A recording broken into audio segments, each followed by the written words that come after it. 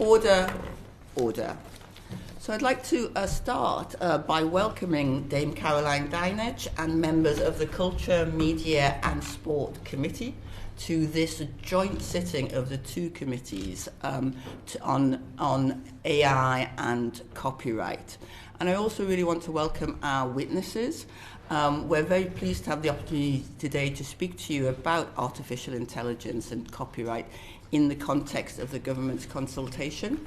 And I do want to say that we also did reach out to some of the larger developers, shall we say, on this issue.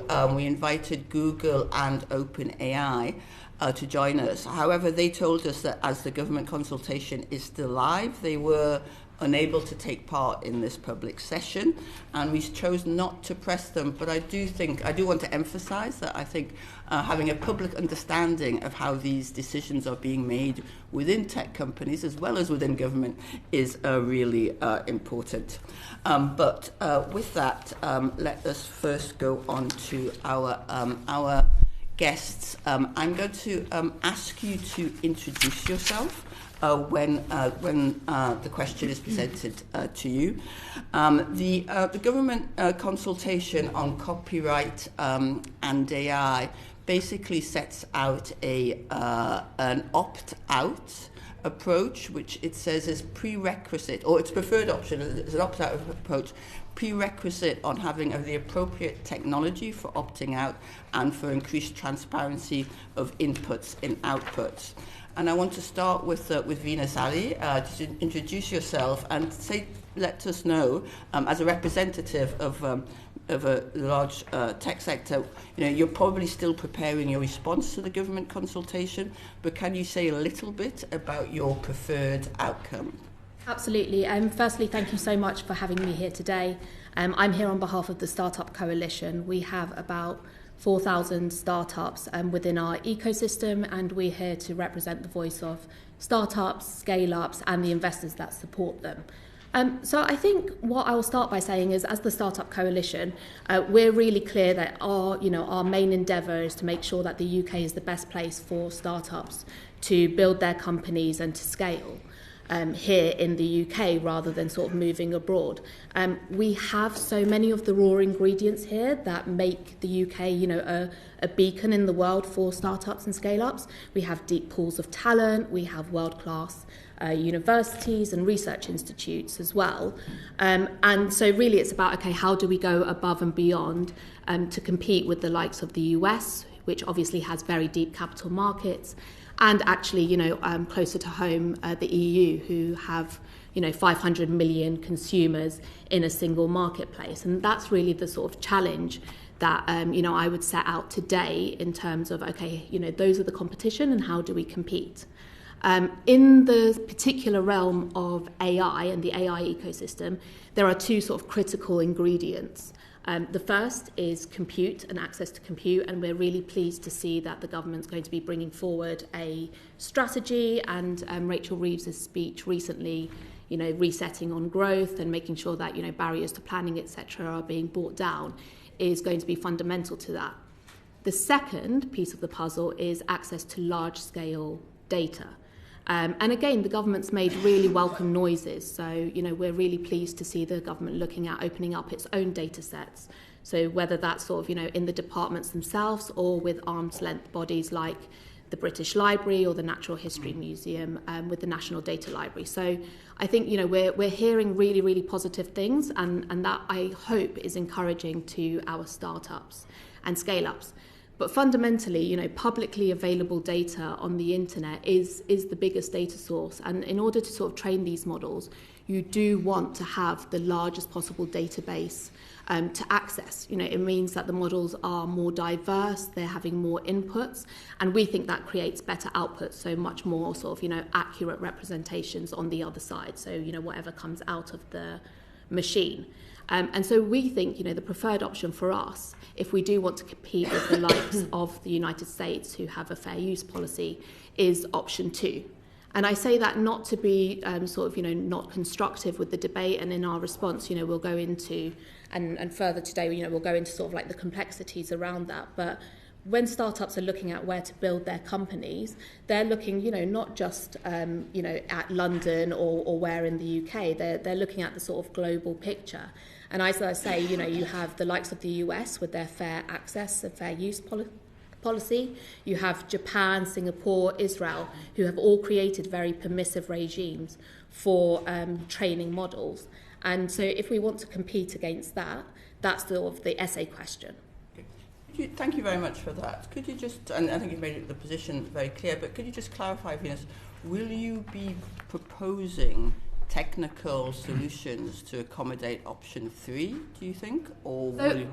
So I think a lot of the companies that we sort of speak on are looking at those technical solutions. What I would say is that those technical solutions don't necessarily exist in the way they need to today. So, for example, they aren't standardized, they may be not interoperable, it may not be sort of, machine readable, etc. Exactly. And I think until we have those sort of technical solutions, it puts startups in a very difficult position if we essentially we are legislating ahead of what is technically feasible today and I guess economically viable for startups. What we don't want to be in is a position where the largest players can pay their way through and startups and scale-ups are locked out. Okay, thank you very much for this. And I think we'll now hear from James, who represents someone who is developing technological solutions in this area. And James, could you briefly, it's a very complex area, you all know, but could you briefly describe where you sit on the in this area and what solutions you are developing and how they address the issues of transparency of inputs, transparency of outputs, and ease of opt-outs? Sure, absolutely. I'll try my best. Couple of minutes. So, hi everyone. I'm James. I'm the CEO of a startup called Human Native AI. We're only 9 months old, 10 months old, I think, at this point, so it's very early in our journey. We were founded in the UK last year, so we're one of the startups that Vinous represents as part of the Startup Coalition. We're a slightly unusual startup in that what we're trying to do is help tackle this issue. And particularly, we're looking to try to enable more licensing by AI companies. So I come from the product and engineering side. So actually appearing in front of these committees, this is a new experience for me, so bear with me. Doing very well. Well, last time so this is actually only my second ever day as a professional wearing a suit. My first one was the House of Lords inquiry in November. So, yeah. But we've been looking at how we build AI models, companies like Google and OpenAI, etc., they require huge amounts of data to power these models. I think that's all well understood. The internet has generally been already consumed into these models. I think we have to all accept that as truth as well. Now, whether you agree that's correct or not is a difficult issue, and there are some jurisdictions where it may or may not be legal. What our company is trying to do is help AI companies get access to the content they need to improve the models beyond that in a fair and equitable way. So we run basically a data marketplace. We enable AI companies to purchase data legally and fairly from the creative community. You can think of us as trying to help get generative AI out of its Napster era and think about what is a more legitimate era. So we've been on an interesting journey over the last 9-10 months. We've spoken to a lot of people on both sides of this debate, and we've heard interesting things from them. We've heard the creative community express anger and frustration at this issue, which I think is natural. That sometimes they feel like their work is being stolen, and for many of them it's very, very personal. And I'm sure you'll hear from some great witnesses on that later today. But from the AI company's perspective, they also feel frustration. They're trying to compete. They're building new world-class products, and data is essential to build it. Whenever you hear AI today, just think about it as it's just a reflection of the data that goes into it. So my colleague here made a really great point about you consume the internet. The internet has great diversity of content. The internet has incredible bias of content.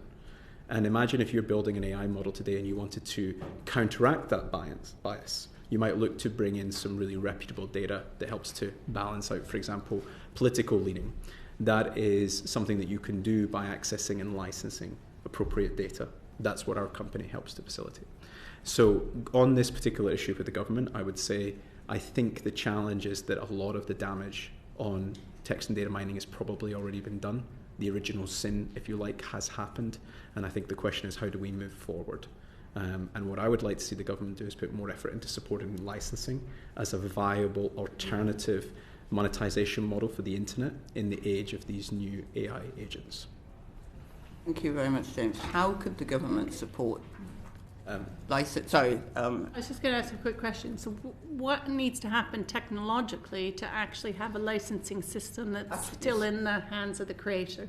Absolutely the question I wanted to put. So there you are. What needs to happen so that the licensing is in the hands of the creators, easy to access, simple, and comprehensive?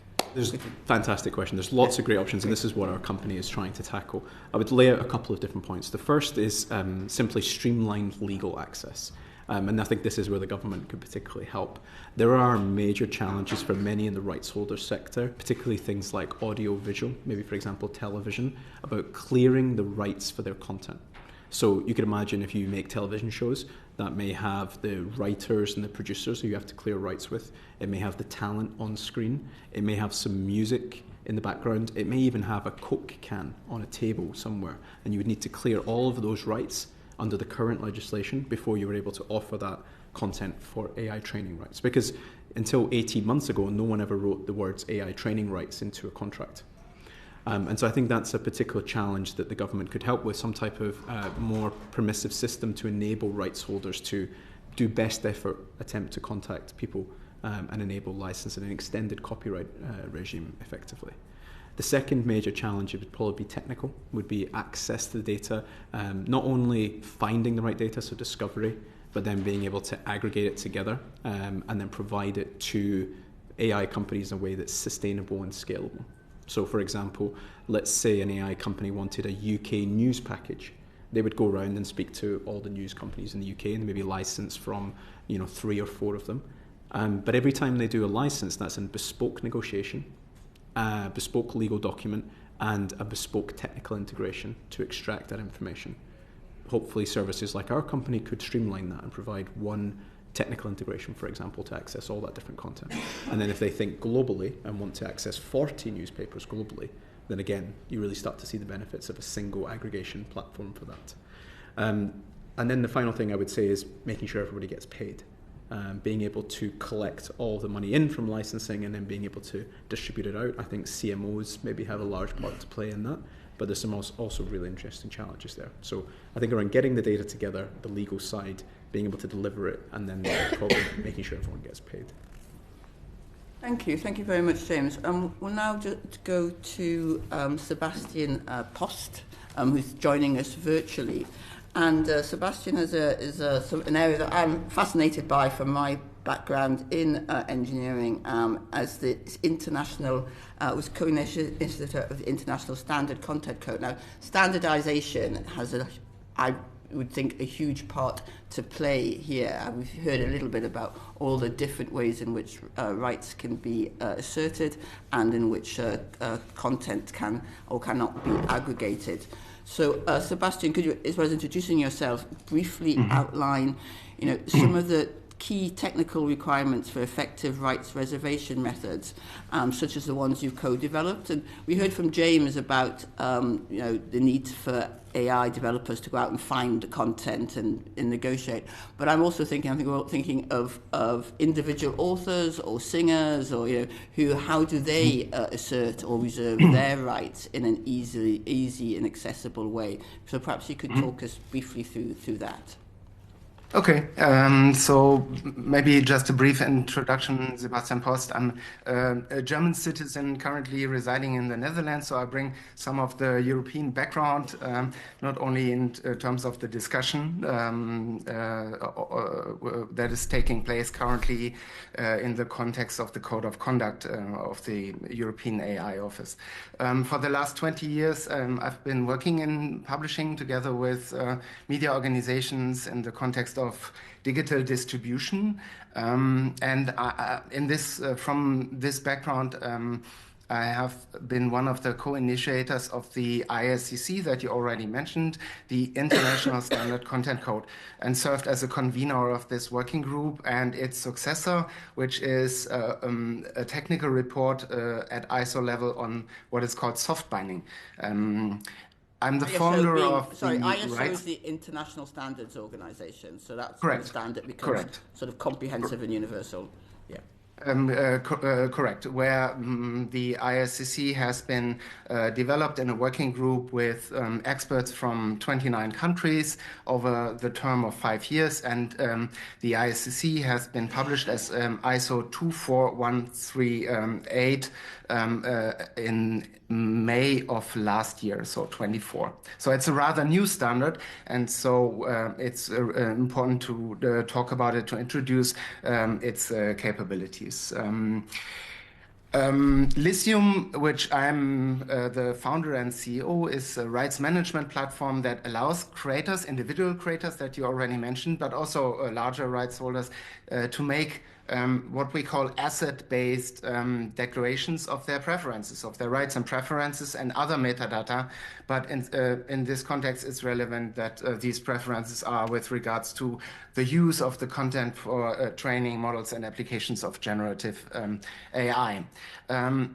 I would also note that I'm not a lawyer, but a technologist, as my colleague, and developing software that can be used for creators and rights holders to simplify the workflows and the processes. And I'm happy to introduce to you the technical possibility of making these asset-based opt-out declarations, which I would like to say is obviously not the first choice of creators and rights holders who for good reasons, have a preference on opt-in or content licensing when it comes to training AI models. Looking at the technical solutions, the key requirements, so to speak, we have to observe the special situation that we're in, that in most cases, the AI model providers already have access to the content. And this is something that is of interest, because the question basically is, how can two parties, like on the rights holder on the one hand and the model provider on the other, who are not in a contractual relationship, that both have access to the same content, exchange information about this? And I would say that this is three components. One is content identification. So you have to be able to unambiguously identify the media content that you are talking about. Then the second, what I would call metadata binding. So you have to find a way to inseparably bind metadata and rights information like training preferences to the media asset itself. And then you have to develop a vocabulary that makes sure that everyone knows what to do when you're talking about opt-out. So opt-out of what? Of text and data mining, and or opt-out of training models of AI, generative AI. So these are the questions that have been raised in the context of the European discussion. So these are the questions. Do you feel that your standards address those questions? Yeah. And so just specifically also because James raised the issue of retrospectiveness, said that the original sin had already been committed, as it were. Can the implementation of your standards, could that be implemented, if you like, retrospectively as well? Yes. So let me briefly explain how the soft binding approach would work. So soft binding in comparison to hard binding, where you try to include rights and metadata into the media file itself. So like in the embedded metadata. This is a problem because metadata gets stripped when content is being shared online. It's very easy to remove the metadata. So what we try to do is what we did was provide the standard that allows anyone that has access to the content to apply the ISO standardized algorithm and generate a short identifier string from the media file itself. What that means is that anyone who has access to the same or similar content can generate the same or similar ISCC code from the media file itself. The second step is that the rights holder would bind metadata to the content-derived identifier that has been generated, and makes this data set, the ISCC code and the rights holder preferences, publicly accessible so that anyone with access to the content can actually resolve. What you mentioned with retrospectively bind metadata, this is possible because you can update these declarations, and when, let's say, the AI model provider would use specific media assets for training, they would, in this process, generate the code and then get access to the latest update of this declaration that has been, in our case, digitally signed by the creator and rights holder. So this is a way to also update licensing terms or rights reservations to the content. Thank you very much. There seems to be a combination of identifying the creative content plus easily, universally accessible databases of what that ID means. Now, I think, Vinous, do you want to say something quickly before we... Yes, just very quickly. I think these models are incredibly interesting, but again, I would just sort of, make two arguments. The first is that the US doesn't require any of this. Right. So, again, how do we keep UK startups here? Okay. Their talent, their tax receipts, etc. First point. Second point, very quickly. That all is great. Is it accessible to startups? As in, are they able to sort of, if someone decides to opt out in the future, etc., that sort of continual checking and updating, that is, a cost, it's a compliance cost that, we should consider. And I think the government will do that in the consultation. Now, I think, Natasha, did you want to say something? Very briefly, I'm really interested in that sort of the perspective of startups and how they scale up their business models and things like that. But on the other side of that, how do you envisage creatives being paid for their content, and how do you envisage that industry still thriving if, as you stated, you would prefer option 2, which is sort of, do what America's doing or whatever, but how do you expect UK creatives to protect their income if we move to model 2? So respectfully, I would say, the US has a thriving tech sector, and it also has a thriving creative industry. I would say, Japan and Singapore, Israel all have creative industries that are thriving. Secondly, I think, this binary is misleading in some ways. This isn't about a right to sort of copy and paste and regurgitate work. The models that are being trained on vast swathes of data, I'm talking about sort of, millions, perhaps billions of data points, aren't, reading, copying and pasting. It's learning. So if you think about, say, a student who goes to university and there are very clear rules around plagiarism. They can't simply copy and paste previous work. Sorry. I don't really want to rerun the argument of the creative industries versus the tech industries. We want to understand what the technical options are, and because I think that's an argument that's been talked about a lot, and we don't have very much time. So I'm going to ask Caroline to come in. Thank you, Chair. Just briefly to pick up Vinous, you talked about the situation in the US, but fair use in the US isn't settled, is it? I mean, that's why we're seeing all these lawsuits. To what extent does that come into play? I think, we'll see how everything plays out in the US. I would say, I have absolutely no control of what happens there. Although I would say, the administration today, it's unlikely that it's going to move to a position to be much more restrictive. Similarly, that's one market. There are others that are seeing this as an opportunity. So, and the creative sector does benefit from artificial intelligence. Chi, I completely agree with you. This is not a binary, a zero-sum game. It is additive. It's about how do you, put these tools into the hands of creatives who, whether they use that in post-production, whether they use it to create new forms of art. It's certainly not a zero-sum game at all, and I don't want to suggest that for a second. Okay, so if you want to pick up With my question. the technology. Yeah, so last week we saw the China-based AI model, DeepSeek, launch, knocking a combined $1 trillion off of tech companies' market caps. The OpenAI told the FT that it has evidence that its intellectual property was used to build DeepSeek. So we talked a lot about competition in your opening words. You all talked a lot about competition. But, I mean, isn't that just plain common sense that when the door is open to widespread IP infringement, that it will come back to bite you? To what extent, James, do you think that's karma? I think it's a difficult point. I think there's a lot of things at play here. I mean, geopolitically as well, there's a lot of interesting things happening.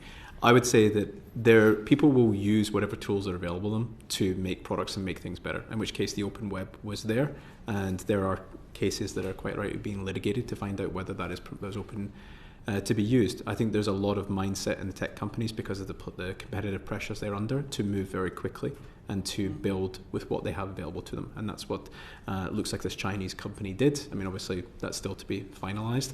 But if they did, there could be argument that it's an interesting use of other tools and other technologies that's around.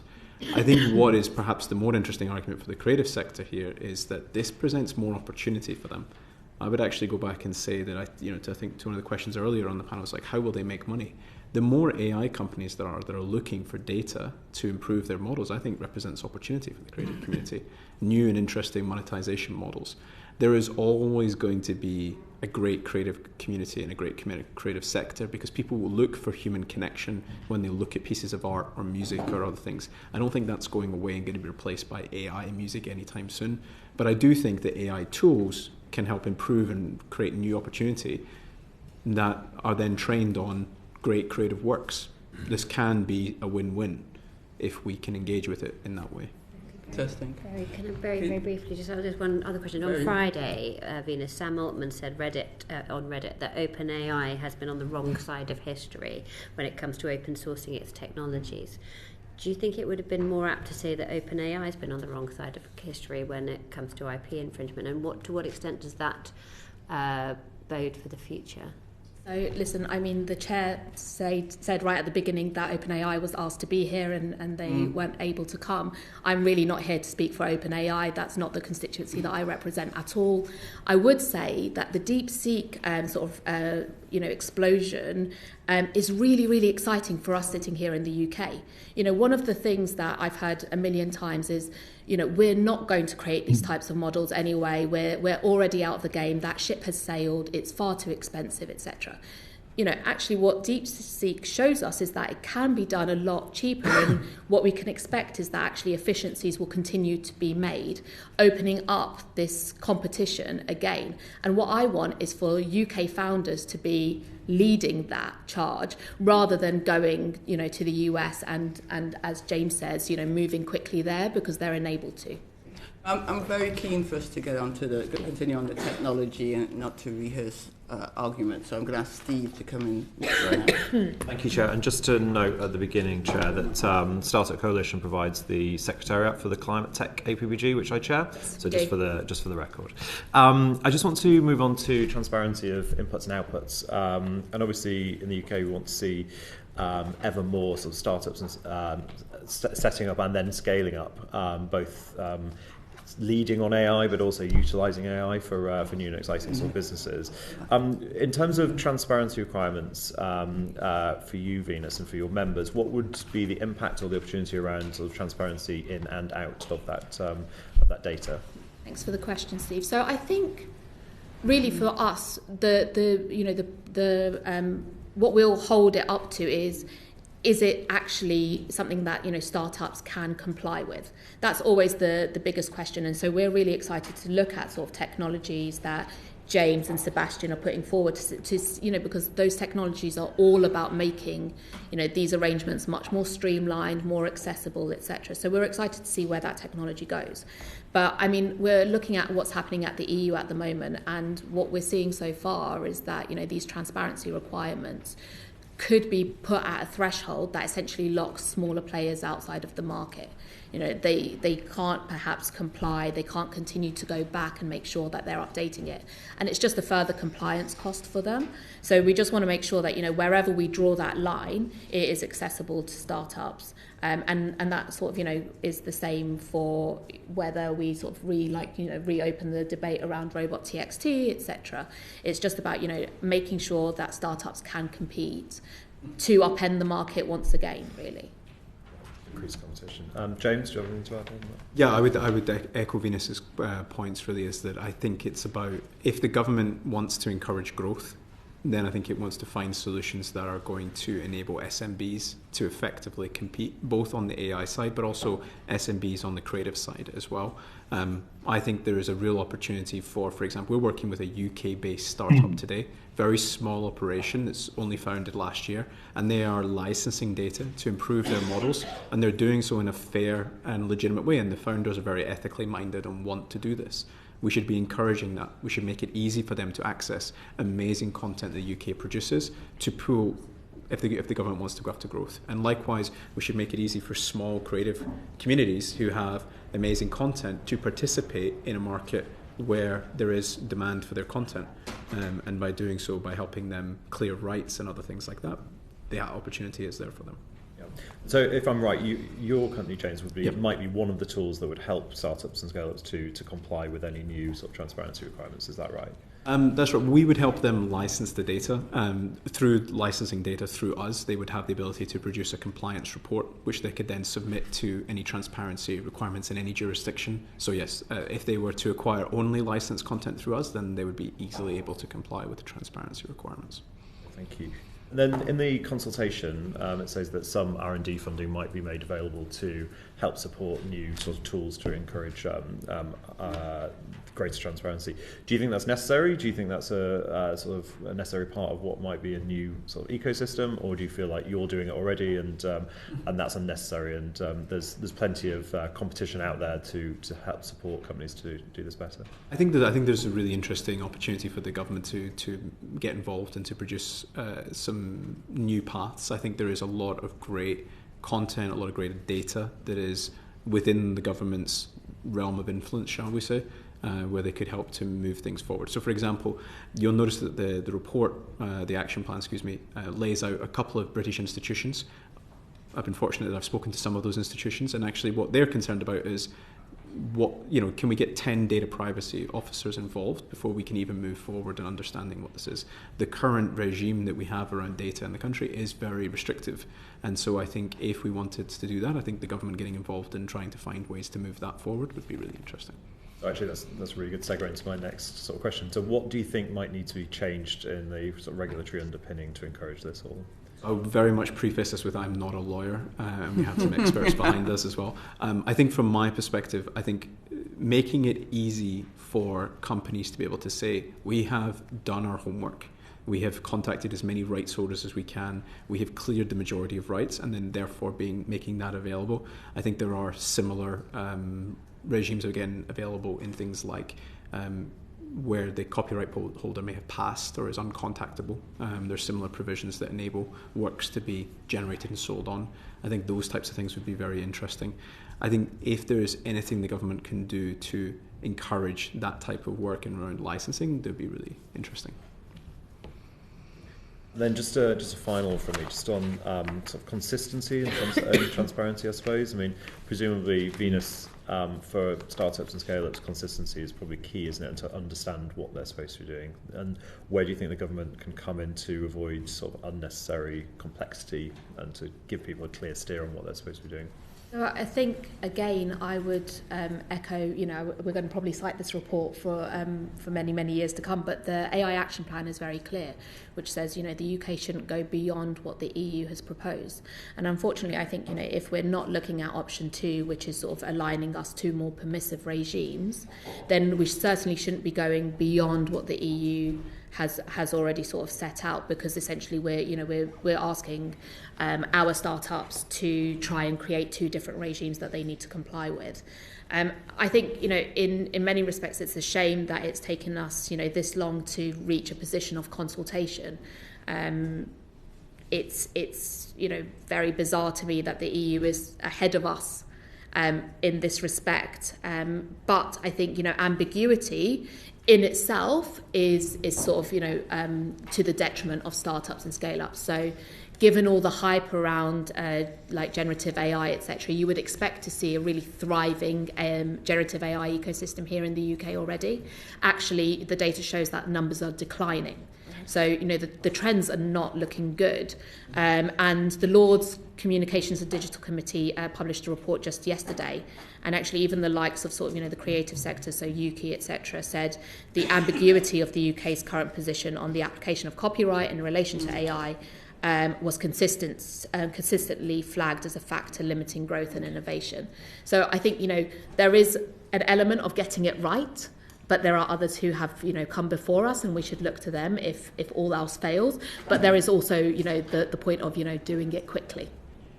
Before we just we're going to move on to some of the details of rights reservation, do you think, just yes or no, do you think it is possible for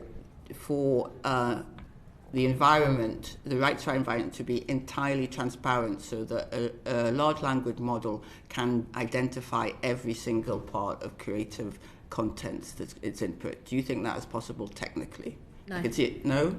Yes. Aha. And Stephen? Yes. Yes. Sorry? Stephen? Sebastian. Sebastian, sorry. I would say this is possible, and the question Great. Oh, it's a yes. Yes. Okay. Sorry. Sorry. No and two yeses. Martin. Thank you, Chair. It's a very interesting dilemma. I've spent a number of years working with startups. I was in that sort of industry pre-pandemic. So I've seen all this under a number of things. I'm also old enough to remember Napster and digital rights management going through a whole range of all of this stuff before. So I'm wondering in my head partially how much of this we're recreating. I'm very confused on this issue because I've met a number of people now who've described their job title as the manager of responsible AI. Now that isn't clear to me whether there's somebody who's managing the irresponsible AI or if it's just being unmanaged. But how do we tell the difference between good faith actors and bad actors? All of the things that we're talking about and all of the stuff that I've seen from you so far is sort of relying on everyone being a good faith actor. How do we enforce? How do we determine? James, you were talking about your compliance reports, which is fantastic and great and sounds really good initiative. But it relies on those people running compliance reports to identify and acknowledge all of the input that's already in their memory of their neural net. How can we enforce any of this? How do we stop this turning into the next George Harrison being sued for My Sweet Lord because what's popped out of an AI system sounds remarkably like somebody's previous work? Great. Yeah, sure. So I think, as with everything, it's about, firstly, I think, the UK government can take a lead here about identifying good actors and bringing them to the fore. So AI presents a huge opportunity, as many of you will know, to sort of the public sector, whether that's in healthcare, whether it's, sort of supporting decisions that DWP or the MOJ have to make, whether it's sort of, enabling teachers to take some of the bureaucracy off their plate so that they can concentrate on their students. And so actually, if we can actually get government to procure this stuff and bring it in and have systems in place there to sort of, bring to the fore the good actors, that would be a fantastic start. I think also that's a really interesting point about sort of like the outputs. Again, coming back to my earlier point, this is not about models regurgitating things. And frankly, if we're seeing things on the output side that do look like copies of, there should clearly be stringent enforcement mechanisms, to allow rights holders to take issue with that and to bring their sort of, to have their day in court, so to speak. And so I think, that there is that sort of like output side and actually capturing bad actors. And then there is the sort of, what can government do to bring sort of good actors to the fore? I would say from my perspective, our company is very much focused on the input side of the problem, so we're not working on, for example, output detection or things like that. So I should preface my answer with that. One thing I would say is that we are talking to and working with some of the world's best labs in AI, and they're coming to us and asking for legitimate access to data. They are at the forefront of their field. They have already the world's most capable models, and they're looking to improve them by getting legitimate access to great content. And by doing that, I think that already is the natural world of competition amongst these products. The best products will be those created by the best actors who are legitimately accessing content, because that content improves their models and their capabilities. So I think if you imagine a world in a few years' time where we have these very powerful models in all these different areas, I think these most powerful models will come from those companies that we consider to be the best actors. I think the companies that are not behaving legitimately and are therefore maybe just getting the open web content, that effectively gives them the capabilities of today's models. Tomorrow's models will be built on that open web data plus access to licensed content that isn't publicly available today. Thank you. Sebastian? Well, I just wanted to mention that I believe that the opt-out methods and the way how to make opt-out declarations is related to input transparency. So when, let's say, AI model providers will generate the, let's say, identifiers and look for preferences, they already generate codes for the content that they intend to be using for training. So, and the rights holders always ask, I mean, in the case of James' model, it's pretty clear. So because content is actually actively provided and distributed to the model provider. But in the case of opt-out, it's the question, did you really remove our content? So what have you trained on, and were our terms accepted and respected that we have provided? So generating codes for content that are used for training allows to monitor whether opt-out declarations have been respected or not.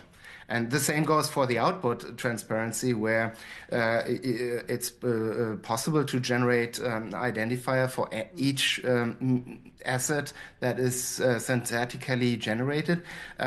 We see already with US-based model providers that they identify the content that they are generating cross-platform, and so that's also possible. So I would say transparency can be achieved on a fairly detailed level. Right. Thank you very much. That's very interesting. I'm going to ask John now to talk a little bit more about the technology. Yeah, thank you, Chair. I particularly want to address some questions to you, Sebastian, if that's okay. And you've started to go into some of the detail, but I'd be very interested in your protocol, the TDMI.ai, how it works and what you think is how it helps us in terms of the toolbox of dealing with these issues, and where you think then any gaps might lie. Mm-hmm. So the TDM AI protocol is more or less like a description of a method that can be implemented by organizations, because most of the technology that is being used is openly accessible under a permissive license. Like, for instance, the ICC code. Anyone can use the ICC generator and generate the codes, be it a model provider or be it a rights holder or a service provider. And so the three components of the protocol is generating the ICC code, binding rights and metadata to the ICC code, and digitally signing this declaration. Because one thing that is often overlooked is you have to understand who actually made a declaration, who was entitled to provide rights information to a specific media asset. And so things like certificates and verifiable credentials are part of that declaration process to publicly make publicly accessible these rights preferences that are digitally signed. Great, thank you. That's helpful. Can I just check? Is the protocol available for rights holders in the UK? For sure. It's as I said, the components are described, and startups and media organizations can make use of that. And in practice, we already see implementations that are being done by international book publishers, for instance, that are generating these codes on premise. So you don't need to send any content to any service provider. They generate actually the ISCC code, the identifiers on premise.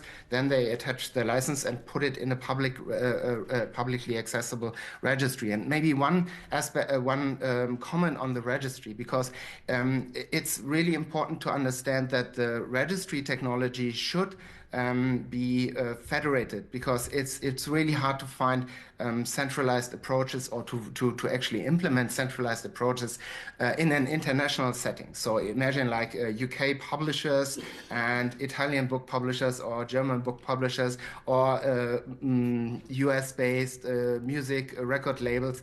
They would need to kind of agree on one registry where you could access the ISCC codes and the rights, the preferences.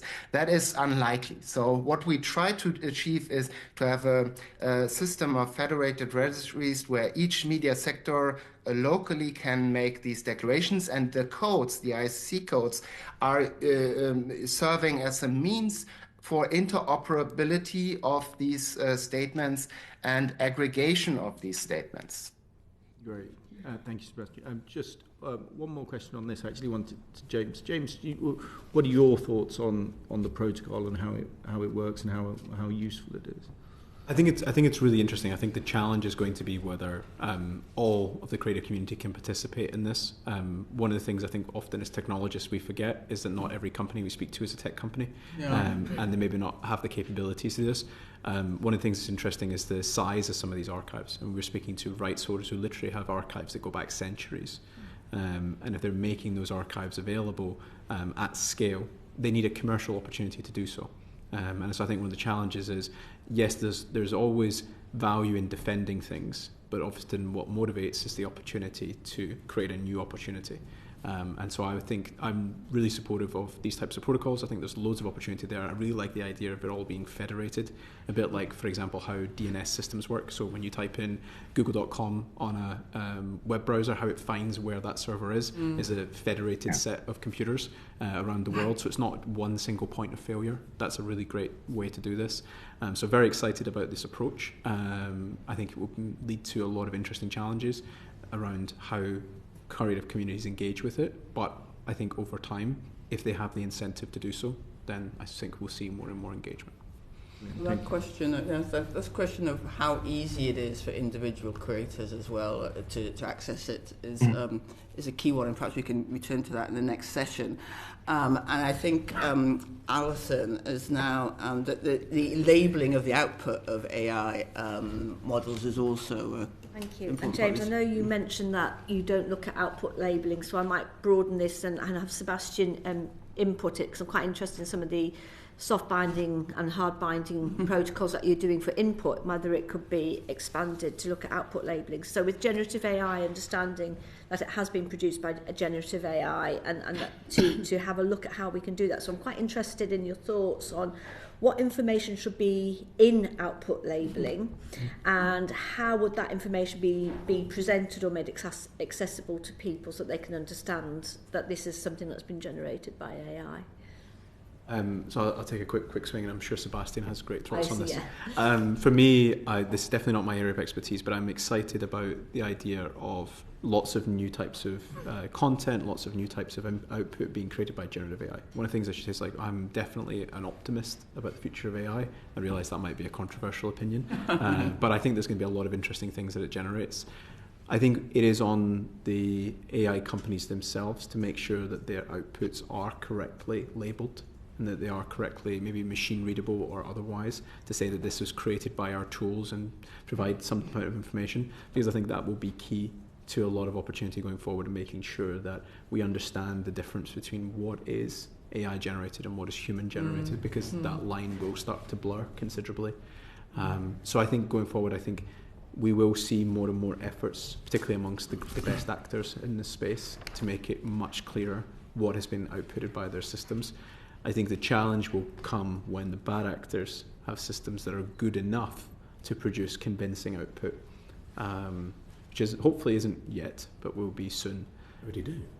They already do. This was the announcement earlier was it last week? Whenever Sunday, wasn't it, when they were talking about pornography being produced by AI, of course, now being so good. So they already do. We are already there. So I'm sorry, maybe it's that's too late. That's and it's one of the big problems that we see in social media and videos and so on and so forth, which we in a different consultation inquiry that we're looking at. Sebastian, can I just go to you on the same question, but particularly sort of the technical aspects of what would be involved in such labelling and how it will be presented? Yeah. I would like to highlight that it's not only the, let's say, simple flag for synthetic content, but you may also want to consider downstream use of synthetic content. So just one example, with images in the news industry, we have IPTC metadata standard that have what they call the digital source type, where you have like, okay, this image is 100% synthetic, AI generated. Then we have edited versions that have been supported by use of AI, and these or human-generated content. So you have flags in different gradual degrees of AI involvement, so to speak, that can be transparency used, and they, in fact, IPTC standard is broadly used, and it's broadly accepted as a way to flag content that has been used, and it's basically adding this information to the ICC code, putting and having a declaration requirement for the model provider that or the system provider that generates the generative synthetic content to generate the code and add this flag. I do like the sound of a flag. I'm still trying to sort of understand how, like, you bog standard user scrolling through on the internet and looking at images and videos, how they would know whether it was AI generated. So it's great within the industry that they'd see those flags, but how would it be technically So presented? if then, let's say a social media platform would have user-generated or user-uploaded content that is being shared and on these platforms, the platform provider can easily generate the code and have a look whether some flags are being associated with this particular ICC code or a similar ICC code. So that's a persistent way of binding this flag, even if it's distributed online. That's really interesting, thank you. And I just want to ask about consistency, but if you want to jump in. Well, I think we're going to have to move on because I haven't got much time, but I think the point that you're making, Alison, about if the platforms know that it's synthetic, but how does the individual know that it's synthetic? How does the person who's using it know? And I guess there'd be some opportunity to click on something somewhere and let you know, but that's part of the discussion that the sector needs to be having with the government in terms of what it is we want to see. I'm just going to move on now because we've only got 7 minutes left, and I know that there's a sort of a general question I think that Lauren wants to pose to everyone. I think Paul wants to come in here as well.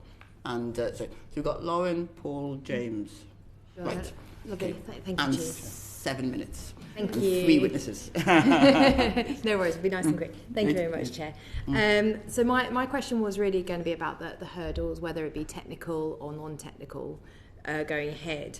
But actually just picking up on some of the comments and some of the questions, we do have issues with trust, I think, and it relies very much on honesty from good companies like yourself, whether you're licensing, whether you're showing that. So I suppose you mentioned about monetization, maybe that being an option to how creatives can share in the growth.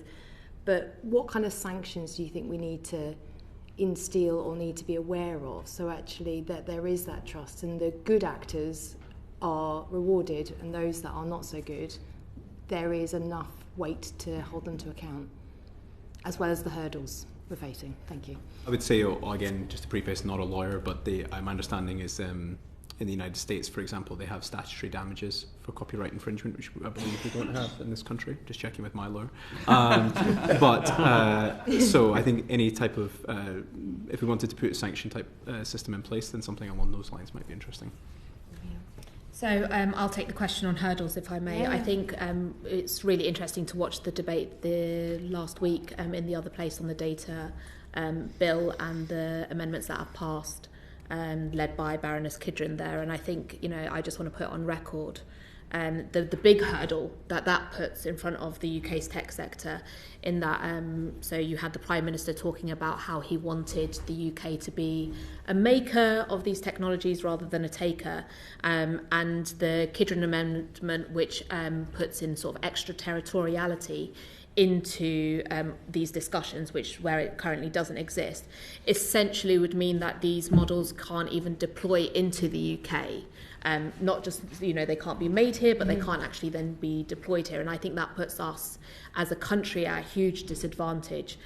There are many, many benefits to artificial intelligence being sort of, diffused right across our economy. I touched on sort of, the benefits to the public sector earlier, but there are, huge benefits to the creative industry. And I think it was the University of the Creative Arts that estimated that actually 40% of the employment in the creative sector would be in sort of create tech, so the sort of intersection between creativity and tech by 2030. And so I really hope that, when this House comes to consider, and this place comes to consider those amendments in the data bill, we sort of keep in mind that sort of very broad picture, and don't get sort of like, lost, lose the opportunity entirely. So I'll concentrate on the hurdles. Thank you. Sebastian? Sebastian. Yeah.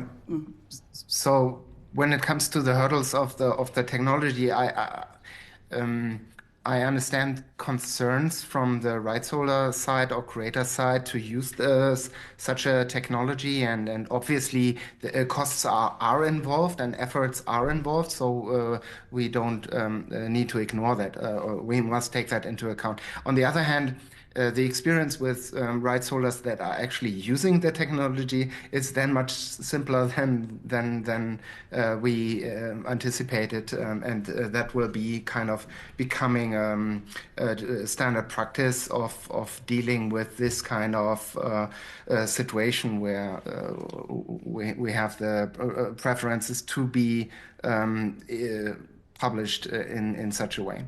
Thank you. Thank you. I'm going to ask Paul and James to come in very quickly. Very briefly. A minute each. We had the Minister, Chris Bryant, before our committee last week, and he made absolutely clear one of the central requirements in this consultation is if the technical solution can't be found, the government won't go ahead. And that's why I'm interested in what Vinous said, which is actually you think those technical solutions are not really possible. That's why you're backing option 2.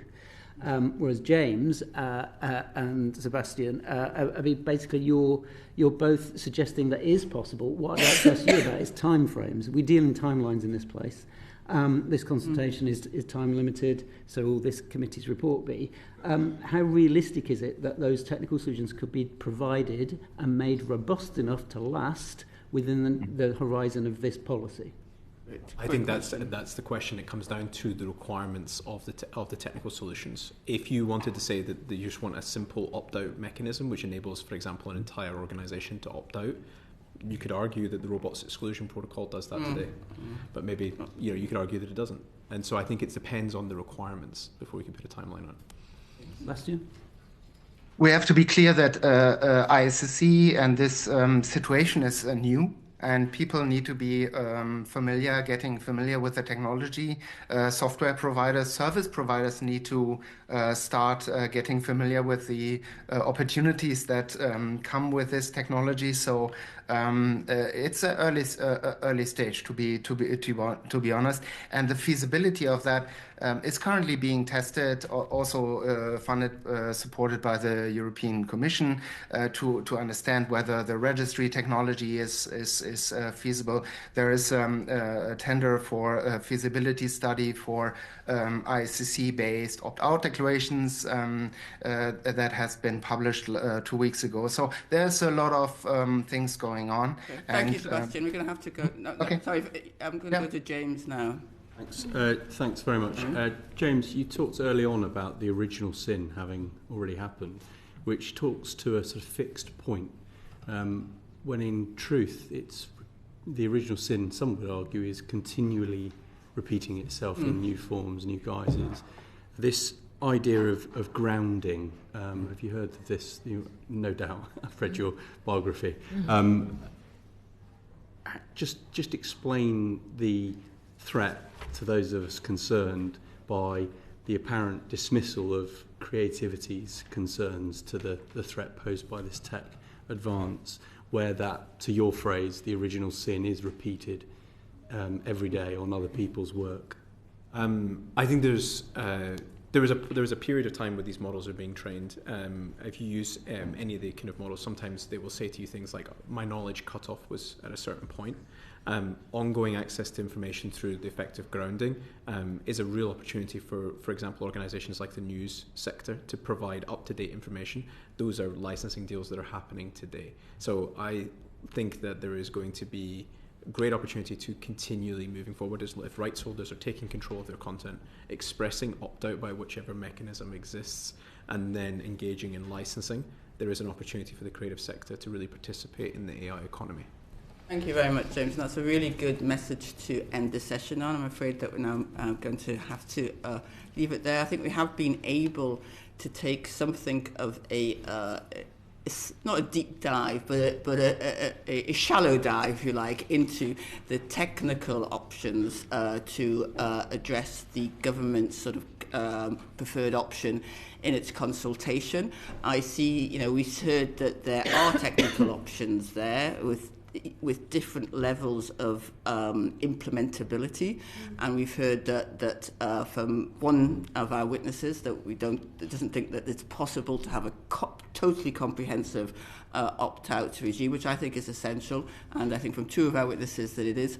I think it's also clear, just for the committee, that the technical solutions are technical and complex, and therefore difficult to understand, and to expect that what we need to see is how creatives, from the individual artist to the huge news conglomerate, are or are not able to accept those technical solutions and to continue to make a living from that, which I think is what we all want. So we'll be hearing more from that in the second set part of the session. But for the moment, let me thank you very, very much. It's been a really interesting evidence, and after that, I will say order.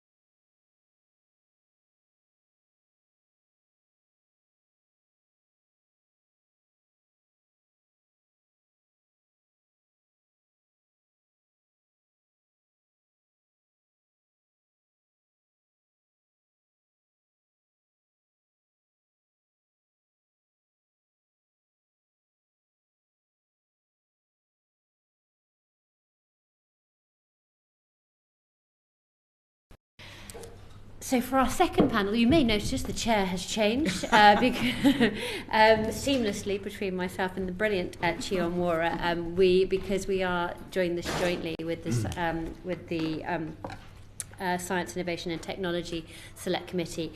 So on behalf of the Culture, Media and Sport Committee in this Parliament, we're very keen to welcome our second panel today, which is Sajeeda Merali, who's the Chief Executive for the Professional Publishers Association, Max Richter, who's the composer, pianist and producer, and Matt Rogerson, who's the Director of Global Public Policy and Platform Security at the Financial Times. You're all very welcome. The Culture, Media and Sport Select Committee in this Parliament and the last has been taking a really close interest in the fair remuneration for creatives. And we've been looking at the opportunities of AI, but also the risks. And I think sometimes there's a real tendency to sort of pit the two against each other, to pit the creative industries and publishing and others against the AI and innovation. So we're trying to sort of navigate our way through it, and that's why this individual select committee where we're all being brought together is really, really useful. So what I wanted to do before we kick off is just very briefly to come to each of you and to get your reflections. You were all here for the previous stage of this session. I just want to get very brief reflections on what you've heard so far. Sajeeda, can I start with you, please? Yes, thank you for inviting me along today. So just to let you know who I represent specifically, because I think it's quite relevant to some of the conversations that we're having today. So the PPA represents around 200 publisher members from the magazine media sector. So we're part of the broader creative economy, worth 4.4 billion to the UK economy, employ 55,000 people across a range of skills: journalism, videographers, data analysts, etc. I would say that we've got a real broad variety of members. So of the 200 plus members, lots of large multinational consumer magazine businesses, you know, the UK household names, Good Food, Good Housekeeping, British Vogue, Grazia, The Week, New Scientist, you'll recognise many of them, but also business media. So this is for decision makers that are helping leaders, people that are leading some of the biggest industries in our world. But also independent publishers, right? So SMEs all the way up to entrepreneurs, and some of them are delivering some really important information to diverse groups. So, you know, inclusive design, an interior design magazine for the disabled community, or Black business, for example. So I think we're thinking about it absolutely, to your point, you know, large conglomerates, but also those very small creative that are trying to sort of reach those niche audiences. So I think it was really interesting to hear such a diverse mix in that earlier session. There's lots of challenges that we're facing, which hopefully we'll get a chance to share. But yeah, I'm definitely on the side of, you know, what Human Native was saying. There should be an opportunity to protect copyright, to create a licensing economy, and to really think about how we can make sure AI, you know, is part of that growth economy that we're all looking for. Fantastic. Max? Well, I guess my sort of initial response to what we've heard so far is that AI is obviously a technical subject. The conversation was very, very technical. But I think the technical impacts different areas of human culture in different ways. You know, it's obvious, for example, that there is a tremendous benefit to the use of AI in medical research, scientific research, all kinds of technologies. It's not really obvious how AI can, inverted commas, improve creative things, you know.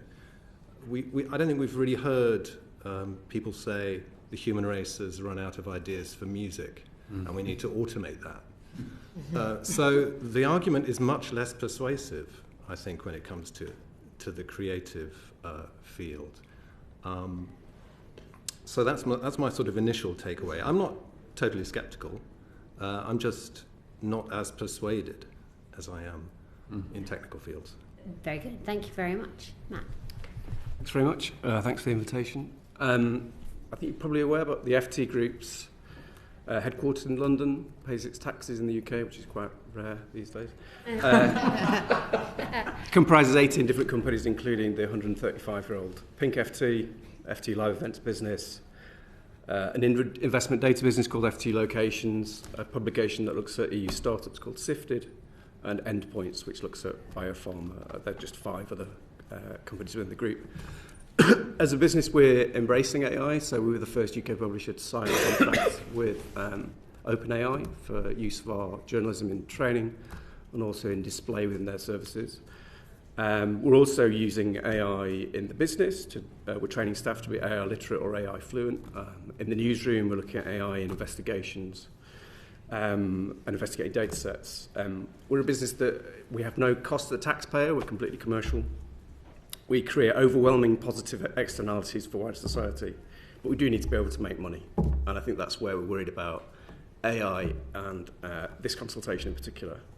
And I think in terms of what we heard earlier on, I think there was some of the misdirection that we've heard throughout this debate.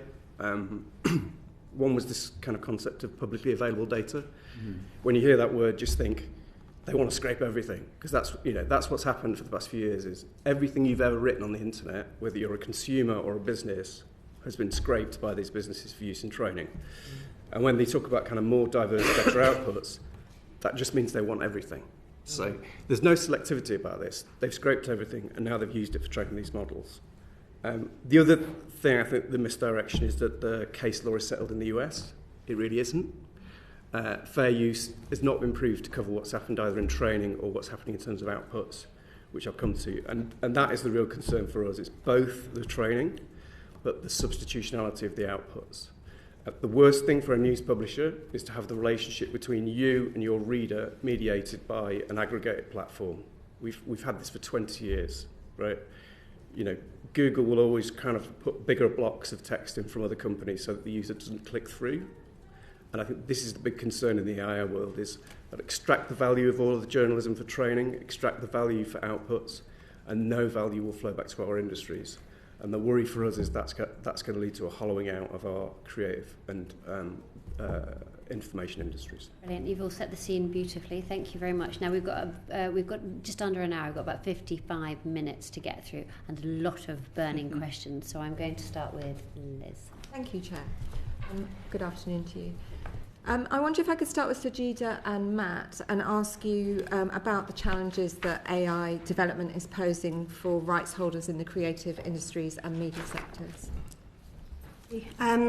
So I do want to start by saying that as an industry, there is a huge amount of AI innovation across the publishing sector already. So AI is not new for the publishing sector, right? We're using it to drive efficiencies, understand our customers better, new product development, and also creative solutions. So we are also an industry that has innovated throughout the digital era, right? So when the internet came about, we had to pivot from print to digital. When the smartphones came about, we had to think about new ways that consumers wanted to access the information, and same with social media. So we are thinking about this as sort of digital 4.0, and I think this is another one of those big moments where I think the industry is definitely looking to gain a level playing field to continue its sustainability. Now, the thing to remember is that our industry's bedrock is fact-checked original content that's produced by humans. There is a human accountable, trusted brands accountable for what gets out there. And in the digital economy, the investment that goes into that fact-check journalism currently comes from traffic to publisher websites. So to unpack that further, traffic then turns to revenue largely through advertising, but also through conversion to subscriptions or selling tickets to events or e-commerce.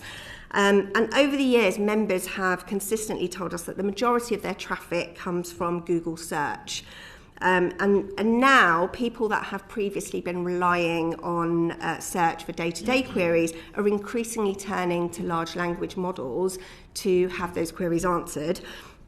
where publishers do not get any traffic, right? They get the answer, they don't have to go onto the publisher's website, and so therefore no revenue. So AI might represent the next digital evolution, but in the absence of copyright protection, this is a huge threat to the commercial structures that are needed for fact-check journalism, trusted editorial to be sustainable. So, you know, these AI models are being used by our readers. Essentially, they're a competitor for time, a competitor for engagement, attention, source of information. And in short, you can't have a competitor that has been granted free access to use your assets and your content to build a product that they are potentially creating billions from and not have any protection from copyright law. And Matt? Yeah, I'd agree with all that, but more. So the government's consultation focused a lot on model training. For the news industry, the real concern is what's happening today. Mm-hmm. So it's substitutional products today, like there's a search engine called Perplexity, which consumers pay for, and none of the money comes through to the content that's featured in the responses that come from that search engine. So Perplexity is a good example. Last week they changed their terms of service. I think I know why, but they changed their terms of service. Previously their terms of service said, we abide by robots.txt, however, we reserve the right to come onto your website and create a short summary of the stories that are on your website and provide them to a user. So what it means is they're not abiding by robots.txt, they're scraping the article and then providing a summary for the user. So nobody knows how they're getting access to that information because lots of publishers block them. There are kind of views that they may be doing using a spoof server to get in. Now they've changed to a position where they say that they use third-party crawlers to get access to that data. And what we know is that Google and Microsoft both sell access to data that they get from the search index to large language models. I think Microsoft sells like 14 different large language models. So that extracts value from news publisher sites, sells that value to LLMs as they query the search data in order to provide an outcome. Because the problem with large language models, they're a bit like an expensive car. You can have it on your drive, but you need fuel to get it off the drive and go for a spin. And you need data from publishers like the FT, from The Guardian, from others, in order to make the large language model make sense. And at the moment, there's no payment flow whatsoever from those people providing that service to large language models back to the source originators of content. And for a business like ours, so we have a consumer business, we also have a B2B business, we have B2B licensing. You have products coming to the market where a business can query the search index to provide things like long research reports. You can quite quickly see that that could become substitutional for the sort of products that we provide, that other companies provide to businesses. So at that point, you see kind of revenue streams at serious risk, and there's no way at the moment of getting a replacement for that. Okay. And can I ask you both what you would like to, what your preferred outcome from this government consultation would be? To go first. So obviously we've still got to the 25th of Feb and we're consulting with our publishers about that. But in terms of just summarising some of the top line themes that are emerging, we want a recognition that content has already been used and that is in breach of copyright law. We want recognition that copyright law exists and is applicable. We want recognition actually that the original creative content that's being produced by so many of our publishers is a key part of the growth that we're looking for in this new AI economy. But we also really need a practical solution for creative industries. I think if I reflect back on the sort of scale of publishers that I spoke about, not everybody's pockets are as deep enough to try and enforce that this works, and I think we need to think about frameworks that allow all sorts of publishers to come to the party and play within this. So when we say practical, we mean the burden of implementation sits with the platforms, burden of enforcement needs to sit with an independent regulator. That's where I would. So I think what's interesting is the option that isn't there, which should be, is keep UK copyright law as it is and introduce transparency measures. There's nothing wrong with UK copyright law. It's completely clear that what's been going on is a breach of UK copyright law. I think Baroness Butler-Sloss, who's more learned than I am, she said in the House of Lords last week, there is nothing wrong with UK copyright law. She can discern that this is a breach of it. So actually, if you take the transparency measures, which actually we worked on with officials under the last government, they're pretty positive if you can get them right. And you can start to see actually UK businesses able to realise the value that's already been extracted through the training using our data, and actually start to build a market in the UK that functions. And we have got huge advantages in terms of the creative industries in the UK. It's a £126 billion industry. There's a huge legacy and archive of data which can be used to train models. Keep existing UK copyright law as it is. Introduce transparency measures. The question then is around enforcement, and I think we may get onto that into a different set of different questions, so I'll leave that for them. Thank you. If I could just ask Max, you've signed the statement objecting to unlicensed use of copyright works for AI development. How prevalent do you think this practice is? It's universally prevalent. I think all music has already been hoovered up. So what we're trying to do at this point is to establish a situation where that can in some way be remedied and protections put in place for the future. Thank you very much. Let's move on to Natasha, please. Thank you, Chair, and thank you for coming in this afternoon. Just sort of thinking about where we've already been in this journey and the previous consultations and discussions, and you mentioned that you'd come in to work with officials previously. So, Matt, are you given your response in your sector's response to the last Parliament, are you surprised that the government has renewed plans for broad exceptions for text and data mining? Yes. Sorry. Yes. I think it's very surprising. I think there's definitely been a change from opposition to government, and that's quite troubling. I think, obviously, the Prime Minister and Science Secretary have spent a lot of time with the biggest companies, so the biggest US tech companies. And it's understandable to me that they would want access to all this content for free. Which business wouldn't want free things, right? And they've got a huge liability on their hands if we are able to enforce copyright, because the scale of the kind of like processing of data and the scale of use of copyright content is so vast. I think what's equally scary is the kind of move away from thinking that competitive markets are a good thing. You know, if AI technology is as powerful as people suggest, the very worst thing you could do as a government is have 3 to 5 very large companies from outside the UK dominating that technology and being integrated into things like public services. Because, to put it bluntly, they've got you over a barrel in terms of cost. And, you know, if you look at the kind of, we may get onto DeepSeek versus US tech as well. If you look at the cost of building these products in the US compared to other countries where they're actually genuinely innovating, there's no magic money tree. We have to pay for that. As consumers and as business, we have to pay for that. So, very surprised about the change on copyright. I'm very surprised about the attack on competition as well. And Sajeeda, are the current proposals at least, do you think, a slight improvement to the sort of previously proposed TDM exemption? I mean, there's a whole timeline around the TDM piece, but I think it's worth remembering that back in 2022, I think it was sort of kicking off, AI was something on the horizon that needed to be addressed. And I remember coming into, back from Christmas 23, January 23, and ChatGPT was literally anything anyone was talking about. I mean, AI is definitely like the word of the year, right?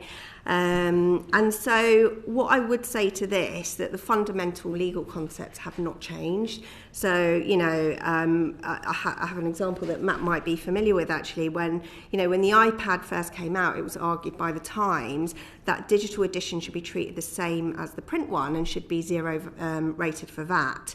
And the case was won on the principle that when the law was drafted, you could never have imagined that an iPad would have existed, right? So what they did know is that there would be a daily edition, a collection of news distributed to the public. It was a social value, and they won on that basis. So, and I think this is a similar scenario. You know, the whole AI piece has exploded. The investment into technology has gone up, number of players, the geopolitical implications. So that has changed, but really none of the issues around copyright protection or the need for a practical regime to actually enforce it has changed. Sorry, just one more thing. So just given some of the evidence we heard in the first session, sort of what would be your sort of response to the fear that the startups in the UK, some of the bigger boys in the race, what would be your kind of response to the smaller startups around the fear that this could hold back their development and the fear that it could hold back them moving forward? I think we've all got our favourite Kia, don't we? My favourite was when he talked about kind of a mission, you know, Britain being on a mission. And I think if the government had come to the content industries and said, look, there's a mission here, we want to get smaller AI companies working with the content industry to develop models in a way which kind of puts Britain at the forefront, the content industries would have been up for that. But instead it feels like what's happening is this is all being done to the UK's content industries. None of us have met the Secretary of State for Science. I think we've got a meeting in April with him, but he's not heard our concerns about kind of the proposals they've got in the paper. And I think that's a real missed opportunity, because I think what the deep sea development shows you is that the field isn't settled. And actually, if you get a collaboration between smaller AI companies and UK's content industries and the kind of creative history that we've got, you could do something really interesting. I'm quite surprised to hear startups arguing for kind of blanket commercial TDM exceptions. It seems to me that doesn't advantage them at all. It doesn't enable any kind of leverage for the British government to say, actually, because you're a UK startup, you pay taxes here, you employ people here, you can get access to this data. All it does is it gives a free-for-all for large kind of tech companies from anywhere in the world. And I think that will be a huge mistake. Thank you. I'm going to move on to James. Thank you. Thank you, Chair. Hi, good afternoon. To Sajeeda, has the European Union's opt-out approach been working for the creative industries? So, I mean, much like the EPC, the European Publishers Council, EMA, the European Magazine Media Association, so the PPA is definitely supportive of the advances made around the EU's AI Act, but we really echo their concerns about, having a law that actually enforces it meaningfully. So from our perspective, we don't think, we've got the same philosophy, but they've really struggled to create a practical solution that, all platforms are lobbying at the moment to say it's too difficult. So they're not really incentivized to solve the problem. That would be our response on that one. What do we need to do differently to the EU then? Well, I think, this is about having a legal framework that exists in our copyright law. It's about reinforcing this. It's about finding for misuse. But the key is transparency. I think transparency is a big part of that, making sure that there is a requirement to report on usage by the LLMs and the platforms. And this can be done despite the contrary claims, and then paying content creators fairly, right? Models exist at the moment, licensing companies, Apple News, LLMs need to have collective or individual agreements in order to make that work. Matt, on the EU now considering whether central registries of opt-outs are feasible, what's your view on that? Sounds like a very limited library model almost. How do you take it? Yeah, I think there's a heavy pushback from the tech community in Brussels. I think what they really dislike and what's absent from the UK proposals is if you haven't complied with the law in the EU, you can't release a product in the EU. And that's the biggest disincentive to piracy that there is. You couldn't contract with government if you hadn't complied with copyright law in the EU. We went through the IPO roundtables and it was collapsed by the technology companies. And the next thing we know, Microsoft's got a massive deal with the UK government. It's like, that's not setting the right message in terms of how you build these models. So I think we're sort of missing bits in our proposal, and I think in the EU, obviously, from our perspective, we think that kind of greater transparency is key. And I think what we're not saying is we want to know all of the model weighting that you use or any kind of secret source, but knowing the data that goes in is fairly basic stuff. Thank you, Chair. Just a quick question to all of you. I think I know what you're going to say, but what would be interesting is is there any positives to the sort of fair use based regimes in America, Japan, and Singapore? Is there any positives that you think we could draw or lessons we could learn? Well, no. I mean, not from an artist's perspective. No. I mean, for me, speaking as an artist, not as a developer or part of a tech company, or my interests really are just to do with my rights in the work I've made. I personally think, and I think probably many artists would agree, that there should actually be an opt-in model. I think opt-out puts the onus on individual artists to, in a way, police these gigantic multi-billion-dollar tech companies, which is a constantly shifting landscape, and how can an individual artist possibly be expected to do that? There needs to be, from my standpoint again, there needs to be a sort of verifiable, transparent value chain from the training data all the way through to the outputs. Any monetization of a work which is derived from training data by an artist should pay through to that artist. They're derivative works. And I think there should be no obligation to opt into that process. Artists should be free to either participate in it or not.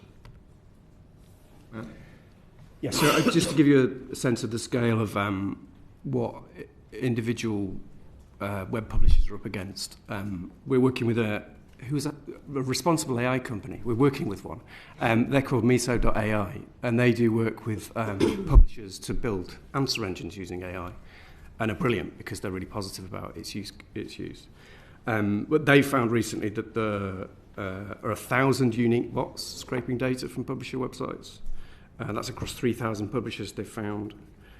We don't know who those bots work with, but we know that they're working with AI companies. On average, publishers have got 15 bots that they're being targeted by each for purpose of extracting data for AI models. And they're reselling that data to AI platforms for money. So there's that's where the money is. Don't go into journalism, go into scraping. That's where the money is. And then there's violations of robots.txt by companies as well, mixed up with that study, and hopefully they'll submit that to this committee. But one thing I would say, there's a lot of economic reports out there. A lot of them are written by ChatGPT itself, which is so I disregard those. But Darren Acemoglu and Simon Johnston, who are both from MIT, Simon Johnston used to be the IMF's chief economist. They say there are 5 key things you need to do to rebalance AI towards the consumer and to citizens. The first 2 of those are to ensure that the government needs to establish clear ownership rights for all consumers over their data and should tax digital ads. Well, on that one, this consultation would pass the ownership away and say that we can only assert rights after the event of the data being taken. On digital ads, I think this week it's suggested that we're going to drop the digital sales tax, which was brought under a previous government. The second thing is they talk about rebalancing the tax system so that you have a more symmetric tax structure, equalising marginal rates for hiring and training labour for investing in equipment and software. That's so that the incentive for AI isn't that you basically fire people and put AI in its place. If you want a kind of complementary AI plus human approach, you need to think kind of quite early about how you reframe the economy. And it seems to me on those 2 measures alone, the UK is going in the wrong direction. I'm going to move on to Lauren now in the interest of time. Thank you. Oh, lovely. Thank you, Chair. So, government consultation highlights collective licensing as convenient for both creators and AI developers. Do you agree? Absolutely. I mean, by retaining UK's gold standard copyright protections and by introducing robust transparency provisions, I think the government can lay a really interesting dynamic licensing marketplace.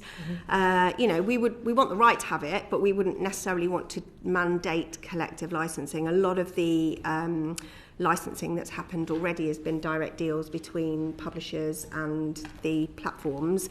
But voluntary collective licensing, it should be a tool available to publishers, particularly the long tail of publishers. I mean, if you think about the utility curve, and you've got 10 of the biggest publishers doing a deal directly with the LLMs, they've probably got 85% of the content, right? That's the nature of the market.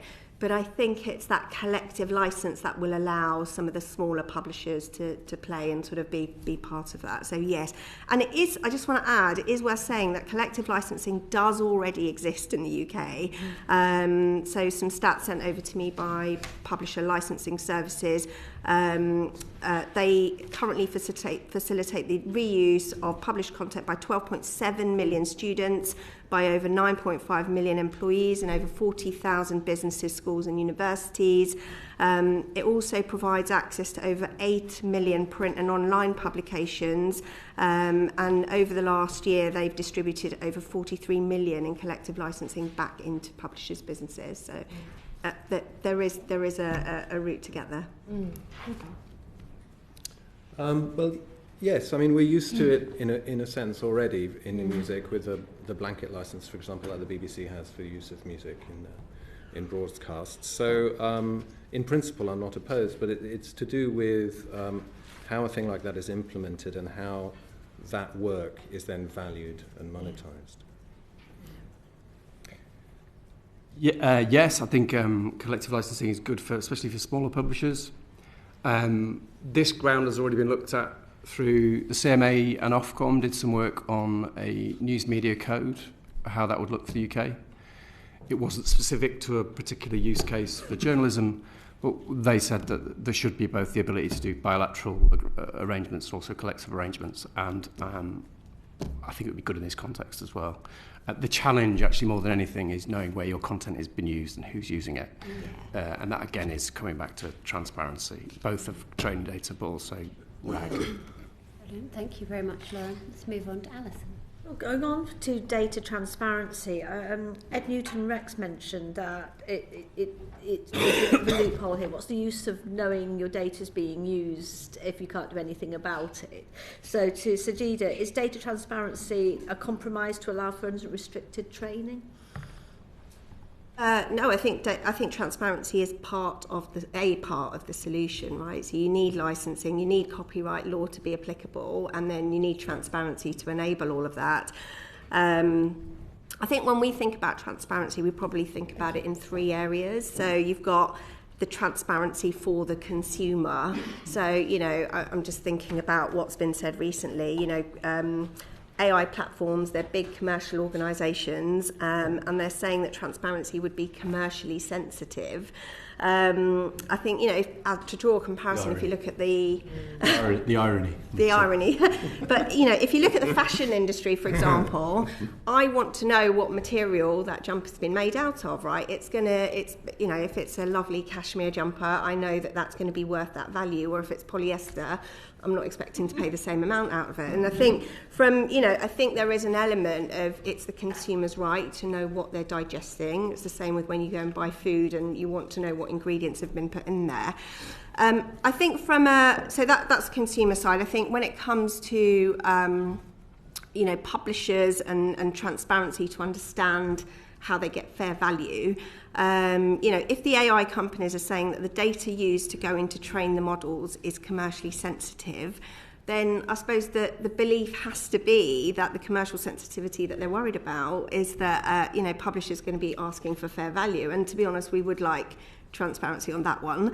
And then the final point on transparency is the implications of any decisions that are made. We had a digital collective meeting come together where a lot of our digital product leaders were discussing this today, and actually one of the things that was coming up was they're not sure if they opt out of things what that implication is actually going to be. So if they opt out of Google for their large language model, does that mean that they're going to be penalised from search and therefore effectively worsening the commercial situation? So there's quite it's a big topic.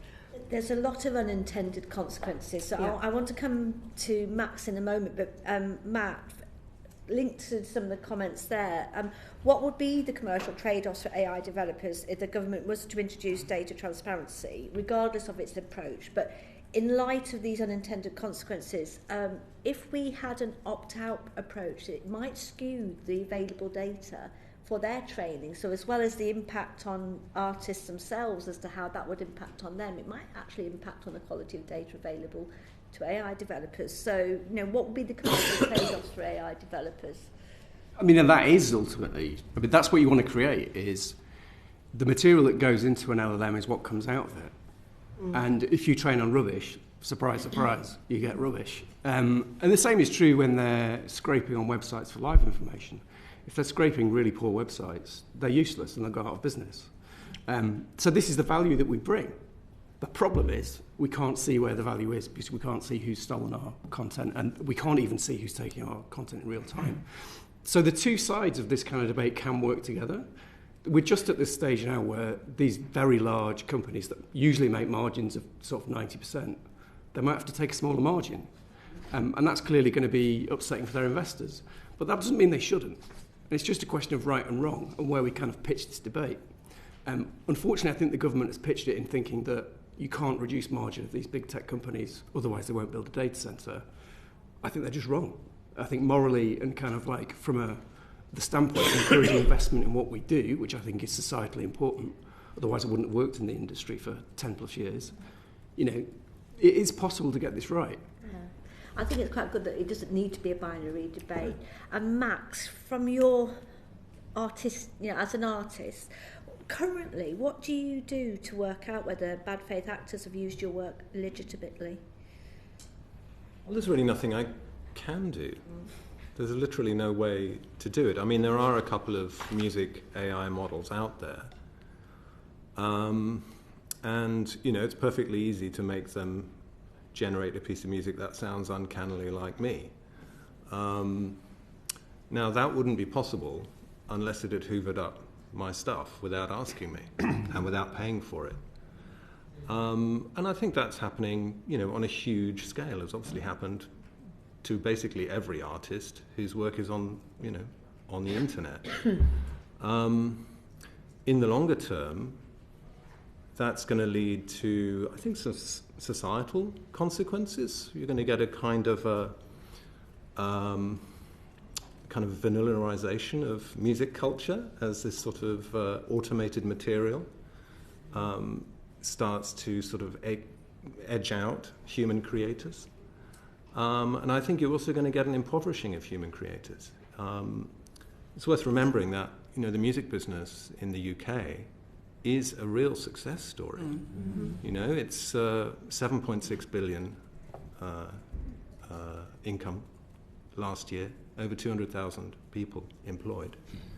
And, that is a big impact. It's the second biggest music exporter after the US. So, this is a big thing.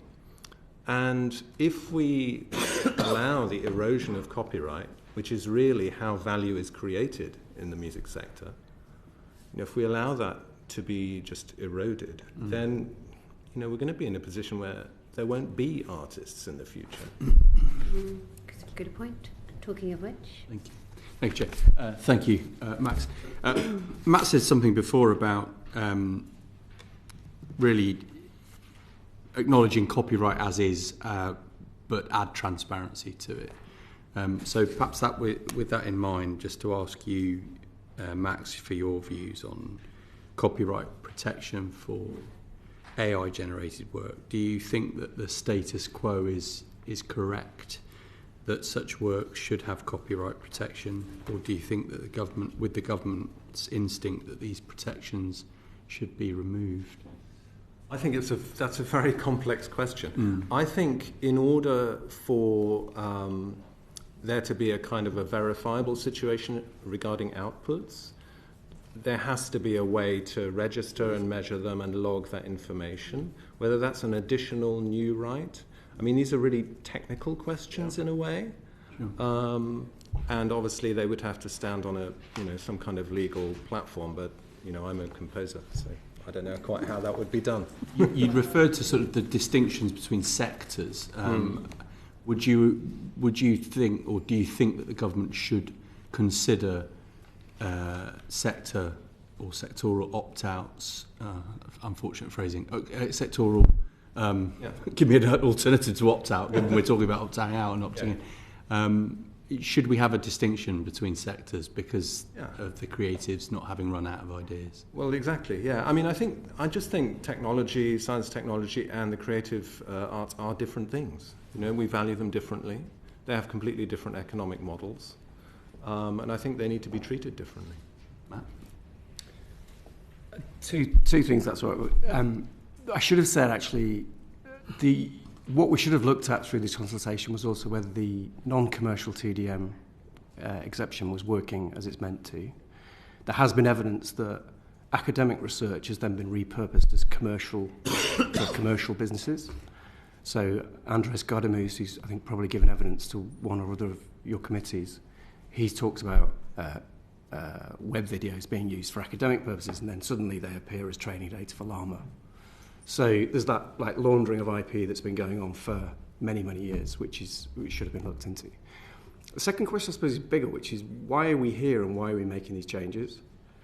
I think we're told that it's to advance humanity and medicine, and often the AlphaFold discovery is used as the example that AlphaFold is going to solve everything. I mean, as far as I'm aware, I've done a little bit of reading into it. It's based on the Protein Data Bank. Yeah. So the Protein Data Bank is a public investment since 1971, which has paid public citizens and clinicians to code data, which has then formed this bank, which, DeepMind with AlphaFold has admittedly done a good job of coding, but it doesn't solve everything because AlphaFold also doesn't know structural biology. It exists in a very narrow context. So it gives this false sense that AI is going to solve everything and drive humanity forward, when in fact what it does, it's a probability machine, and it comes up with outcomes based on probabilities. So it's not going to solve every problem. And why is it that they need the full archive of FT content to solve cancer? It just doesn't. So it feels to me like this is all about how do we water down copyright so general purpose AI can be used to fetch stuff from the internet, not give any remuneration to the website owner or the IP owner, so that it enriches the companies that sit in the middle. And just for context, Google invests about £1.5 billion a year on DeepMind.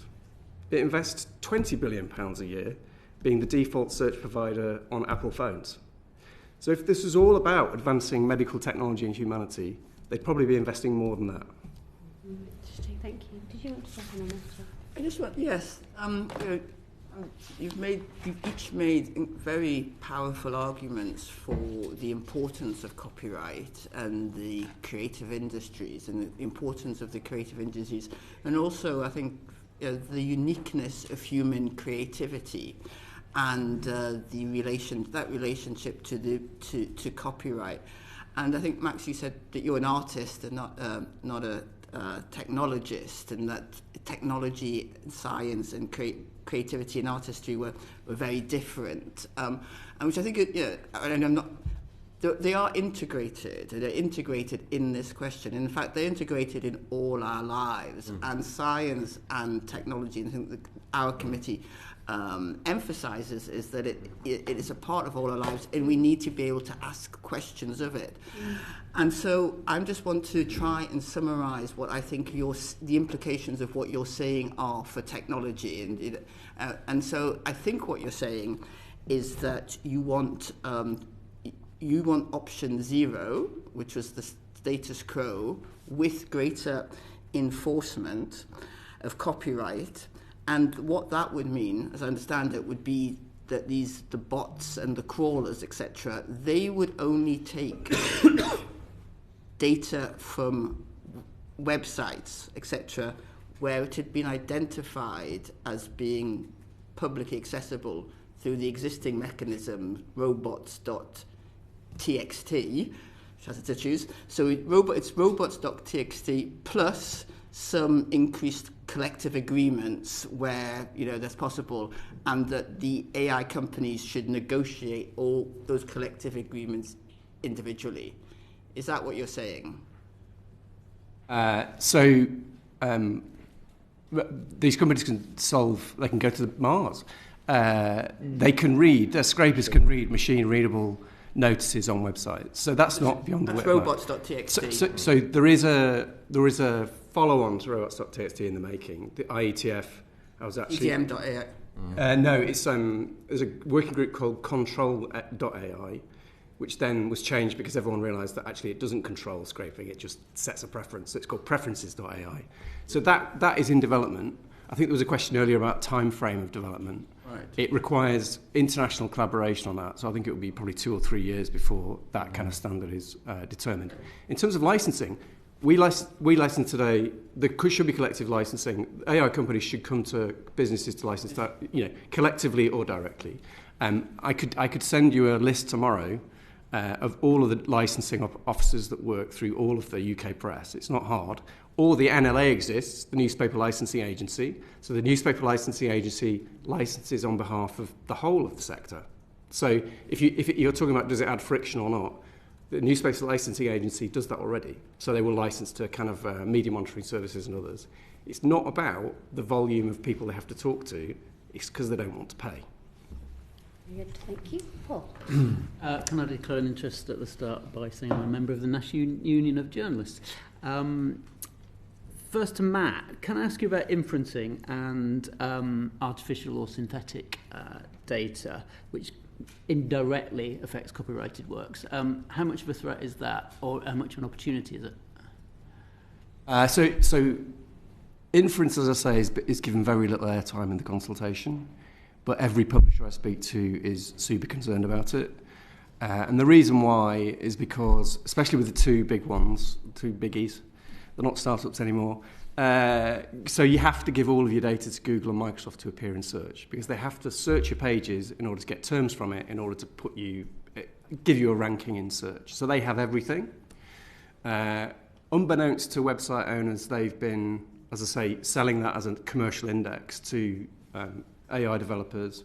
What that means is you can get the car off the drive because you put some good fuel in it. You can drive around for a bit.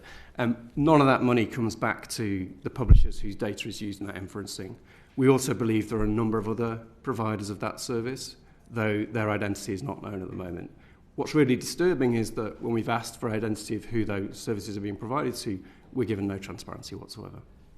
And Max, can I ask you, obviously DeepSeek has put on the agenda the ironic reference, as we had earlier, the fact that OpenAI are worried about their own IP being lifted and stolen.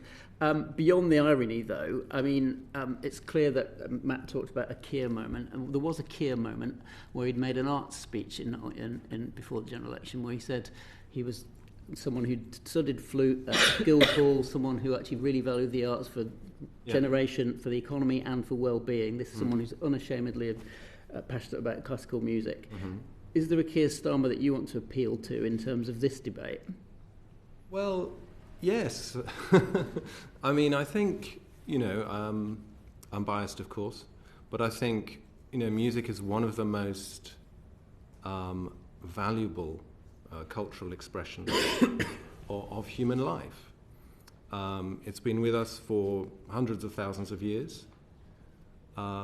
It is a unique, or maybe almost unique, way to experience how somebody else sees the world.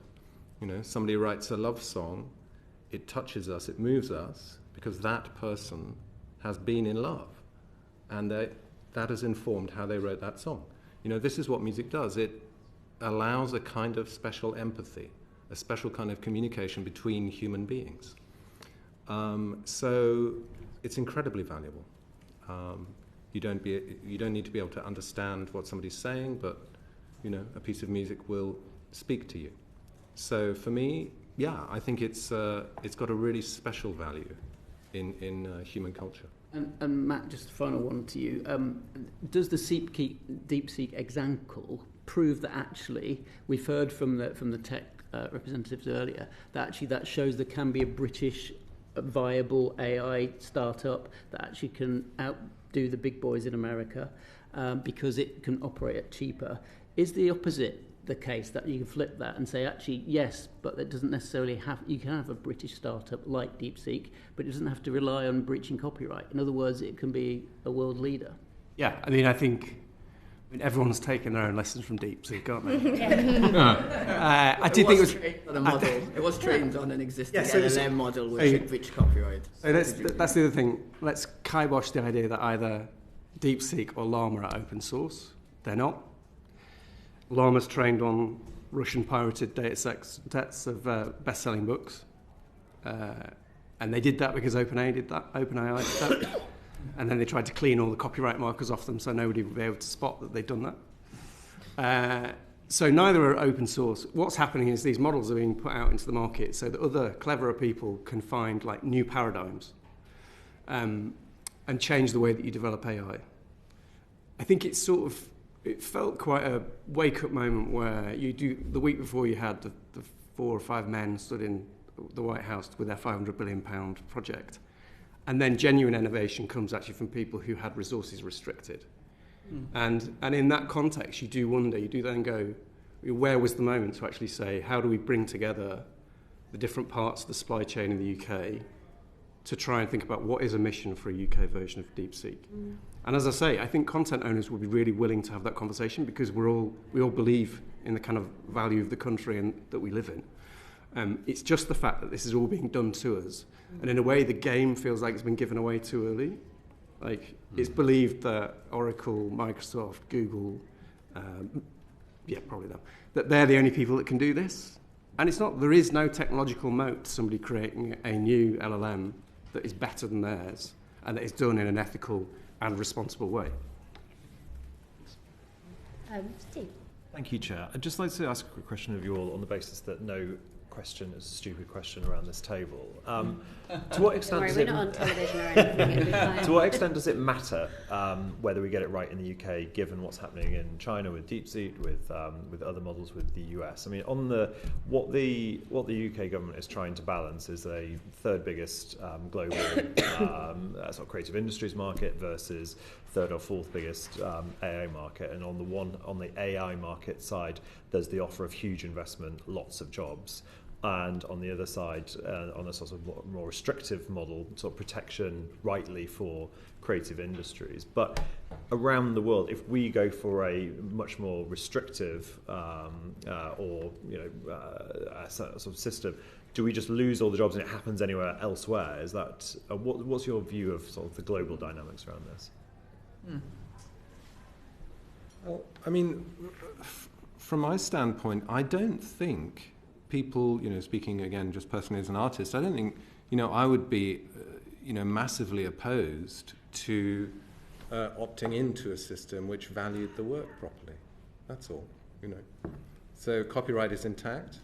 There's transparency in what's been used and how the output has been monetized. I don't think people would argue with that, It's not like I'm some kind of Luddite who wants to just stop the clocks. I think if something fair and equitable can be found, then I don't think people would resist that. And I think that would lead to high quality situation, high quality systems coming out of the UK. I think we shouldn't be. I think in every parliament around the world, there are lobbyists for the tech company and trade associations that work for tech companies, going around saying, well, Japan and Singapore and the US have changed their laws to enable AI, so you need to do it too. And when you actually look into it, you find that the US case isn't settled. Singapore's creative industries, I don't know how big it is, but I don't think it's massive. Japan, the law isn't as permissive as people suggest. So if the resulting AI model competes with the original source material, then that's in breach of copyright. And a lot of the stuff that we're seeing, a lot of the stuff that Max has described, would be competing with original source material. So there's a game being played at the moment, and the UK's position in that game is incredibly important. And we can't do anything about it as businesses. It's kind of up to the government, but it's also up to you guys. There's a vote next week in the House of Commons, which on the amendments that Baroness Kidron has brought forward. And we could say quite early on, actually, that we believe in creativity and copyright, and actually we believe in transparency. So if you're in the chamber and you feel like standing up for what's right, then I would urge you to vote for them. From our perspective, I think, we want to create a framework that allows humans and machines to coexist and, in a way that's positive for humanity, society and the economy. But I think this is about balancing sort of a short-term growth agenda with long-term sustainability for the ecosystem. And I think, many of us believe that the creative sector is a big part of that long-term sustainability. So it's about finding a framework for both to go hand in hand. Thank you very much. Martin. Thank you very much. It's been very interesting. I was fascinated to use the iPad as an example. A lot of people say that was stolen from 2001: A Space Odyssey in 1968, where they had the news pads in the early scenes of that film. So that in itself should probably still be in copyright, but there we go. So you talked a lot about transparency, licensing and copyright. We've talked a lot about the current state of AI, where we are in a mass of newly working generative pre-trained models, GPT. We have yet to see real AI. We've yet to see actual continuous learning AI. Your suggestion, from what I'm hearing, is that although the consultation is talking of 3 scenarios of loosening copyright, you're actually talking about potentially, should it be looking at tightening copyright? And if so, in what case to cope with a changing AI technology? What would your suggestions be? Explain the last bit again, in terms of changing AI technology. The AI that we see right now is fleeting. In 2, 3, 5, 10 years' time, it will be continuous learning AI. It won't be trained on here's a language model, this is what you've learned, this is what you can therefore talk about. It will be continuously learning. It will be always fed data. It won't make the same decision twice because it's always learning from its past mistakes. We're in the realms of void camp tests as well, trying to figure out whether it's really AI or whether it's whatever it is. However, what we've got is not the end game. So how do we look at copyright in AI in a changing world? What needs to be, should we be thinking about adding to copyright law rather than reducing it, as perhaps the consultation is suggesting? I'll be a Gary Marcus for a minute and say there's promises of AGI that have been made, and we'll see whether we get there. We can only deal with what we see in front of us, and what we see in front of us is people taking our content, using it for training, using it in substitutional ways. So from our perspective, we'll prosecute the same argument in every country where we operate, where we see our content being stolen, and that's kind of my response on that.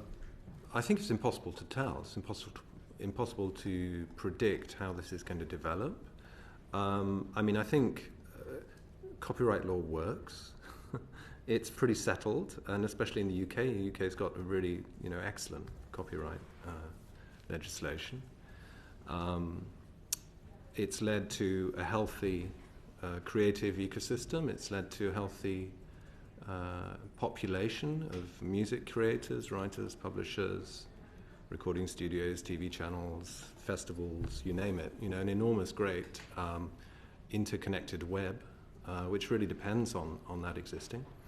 So it works. I think it might be necessary to make additional categories of works, which would be works which are derived from AI material, AI-generated material.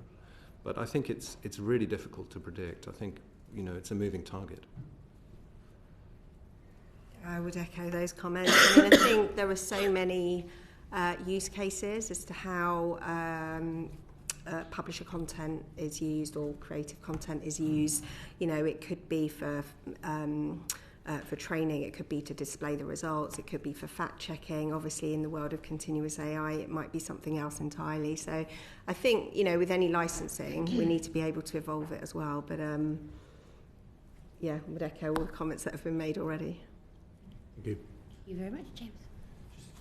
there's a big ticking clock on this, which has been started, I think unintentionally. I think we risk backing ourselves into a corner, a tight spot on an issue that is well intended in terms of growth and embracing new technologies and new opportunities, but one that starts by undermining one of our biggest strengths as a culture. If you're in parliamentarian shoes, what would you be doing? I'd probably ask for a more detailed impact assessment than the government has made so far of their proposals. I think the numbers you've heard that have been put out into the ether about the 400 billion, that was mainly a ChatGPT calculation done in a lobbying report for a tech company. If you look at the 1.5% growth the IMF has suggested, they also suggest that the labour market would reduce by 5.5% as a result of that 1.5% growth. So what's the cost of that? And who does it impact most?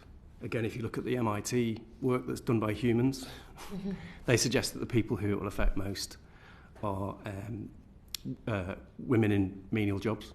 So who does it affect and how does it affect them? And then how does it impact on all of our industries?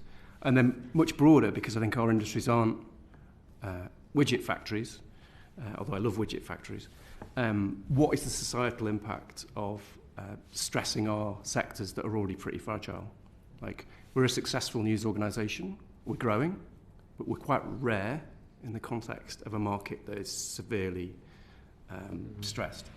And the impact of substitutional products coming through because the government feels like it's got to build a new data centre, what's the impact of that on holding power to account? And I don't think any of that's been considered. I think what's been considered is the biggest tech companies have asked for a watering down of copyright law, and the government have thought that's an easy win. Thanks. Yeah, I think the societal impact's really important. I mean, thinking only about the music sector, because that's kind of where I'm from. The music sector's already weathered an enormous earthquake with the onset of streaming, which has completely changed all the financials of music. The average income for a professional musician in the UK is £30,000, and over half of professional musicians in the UK earn £14,000 or less. So there's no room for less money to happen. It's already fragile, and basically exists on people's dedication and passion. So I would be very cautious about adding additional stresses to that. I think this boils down to the fact that the fundamental principles of copyright exist, and what it is based on is it grants the artist rights and tries to move the burden of those rights to the people who are seeking to reuse it. So all we're asking for is that the intent and benefits of copyright are preserved. And we're doing that for the next era, and that the government doesn't accidentally change a gold standard UK copyright law that has existed since 1709 in the face of seduction of new technology and the desire to seek investment into the UK. UK copyright's clear, so...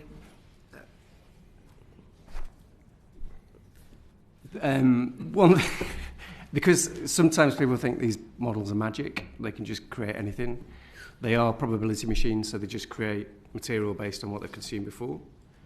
So they can't produce journalism or replace journalists. Mm-hmm. So if you believe that journalism and journalists are valuable, an AI can't replace that. So that's just something to think about when sustainability of news was a thing that we considered a few years ago. I care about it quite passionately, but AI can't be a journalist. Very good. Thank you very much, James. That brings us to our conclusion. Can I thank you all for giving us your thoughts today? Thank you also to our friends from the science, I always get it wrong, science, technology and Innovation Committee for helping us broaden our horizons. I mean, I think we have to conclude that this doesn't need to be a zero-sum game, right? The creative industry is worth something like £125 billion to the UK economy, 10 times what the AI industry is worth right now. But, you know, we want to be able to somehow embrace the benefits of AI, but balance that against the real benefits of creativity and copyright. So we're really grateful for your input today in helping us to build a better understanding. And I think both of our committees want to carry on talking about how we can best influence that discussion as well. So thank you so much. Order.